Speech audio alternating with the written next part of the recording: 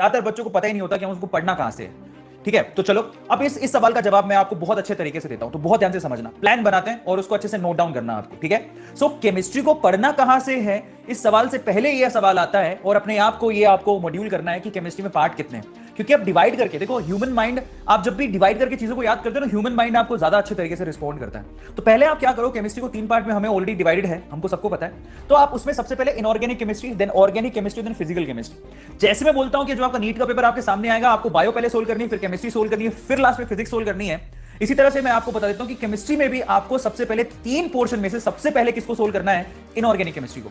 अब आपको पढ़ना भी उसी के मुताबिक है, इनऑर्गेनिक केमिस्ट्री सबसे पहले, फिर ऑर्गेनिक केमिस्ट्री और फिर फिजिकल केमिस्ट्री की तरफ अपने को जाना है। ठीक है, अब इनऑर्गेनिक, ऑर्गेनिक और फिजिकल केमिस्ट्री पर आ गए हम लोग, 3 पार्ट में हमने उसको डिवाइड कर दिया। अब इनऑर्गेनिक केमिस्ट्री की बात करते हैं। इनऑर्गेनिक केमिस्ट्री को सबसे पहले तो पढ़ना कहां से है और फिर क्या पढ़ना है। इनऑर्गेनिक केमिस्ट्री को आपको पढ़ना है एनसीईआरटी, इसके अलावा कोई बुक आपको लेने की जरूरत नहीं है। ओके, एनसीईआरटी को रीड आउट करो, इसके अलावा कोई बुक रेफर करने की जरूरत नहीं है। अब पढ़ने का तरीका क्या होगा, मैं आप सब बच्चों को बोलता हूं, एनसीईआरटी में जितने भी आपके इनऑर्गेनिक केमिस्ट्री के चैप्टर्स हैं, उनमें सबसे पहले और सबसे इंपॉर्टेंट चैप्टर है वो है केमिकल बॉन्डिंग, दूसरा वाला है इक्विलिब्रियम। ये दोनों ऐसे चैप्टर हैं जिसमें से सबसे ज्यादा सवाल पूछे जाते हैं।